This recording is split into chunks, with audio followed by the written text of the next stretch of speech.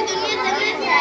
हज़रत मूसा अलैहिस्सलाम अल्लाह से सवाल करते हैं कि क्या आप अपने बंदे से पूछो तो इनाम में क्या अता फरमाएंगे। मेरे रब ने जवाब दिया, मैं उसे बेटी अता करता हूँ। मूसा फिर सवाल करते हैं, और ज़्यादा पूछो तो इनाम में क्या अता फरमाएंगे। मेरे रब ने जवाब दिया, मैं उसे बेटी अता करता हूँ और उन बेटियों की बेहतरीन परवरिश करने पर उस शख्स को जन्नत की बिशारत दी जाएगी।